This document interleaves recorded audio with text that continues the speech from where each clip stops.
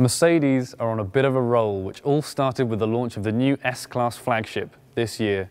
Behind me is the all-new C-Class, and as you can see, it takes more than a few cues from the brand's flagship. It's going to be bigger, more luxurious and more high-tech than ever before, and we're here in a photographic studio in Germany to take you through all the details of this new 3 Series rival.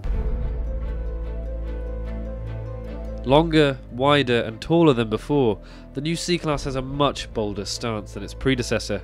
The bonnet is much higher than before too, and it's dominated by the oversized LED headlights which will be standard on all UK cars.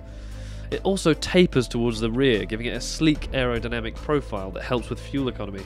Strong crease lines are meant to increase its sporty character even further, and half the body structure is now made from aluminium, which means it's 100 kilos lighter too. The particular C-Class that we've got here is actually the AMG Sport version. That gets this aggressive 2-bar grille, which is the only one we'll take in the UK, the chrome front splitter and these bigger air intakes. But the engines are the really interesting part. At launch there's going to be one diesel, the C220 BlueTEC, and 2 petrols, the C180 and C200. But that is just the tip of the iceberg. There's also going to be a new small capacity 1.6 litre diesel.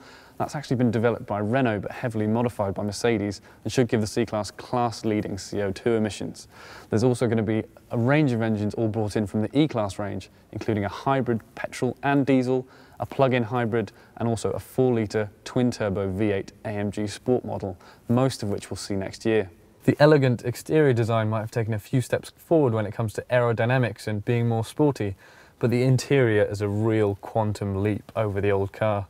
The sheer quality of materials, this minimalist layout, and the gorgeous details really do ooze quality. It's all drawing on what the S-Class started, and it's really, really impressive. It's also bristling with all the latest technology that Mercedes can bring to bear. There's a TFT screen in between the dials, this big tablet-style display, and a great innovation is this new trackpad. It's almost like the mouse that you get in the S-Class, but you can use gesture controls, just like with a smartphone, to control the menus here with the sat-nav. You can zoom in by pinching and scrolling and changing around. You can also trace different letters on it. It's really, really intuitive, very natural to use, and it's a fantastic addition. Amazing as the new interior is though, Mercedes also claims that this will be the best C-Class to drive. A new 4-link front suspension system borrowed from the S-Class, new variable electric power steering and 2 new manual gearboxes, plus the option of 4-wheel drive for the first time, should all help it take on the BMW 3 Series on a winding road. Another first for this class is air suspension. It's a similar system to that on the E-Class, but it should make the C-Class incredibly comfortable, and it will also allow the driver to tailor the C-Class to his own personal tastes, with 5 different modes to choose from. As I said before, the new C-Class is 80mm longer between the wheels than the old car and 95mm longer overall, and you really do feel that difference in the back.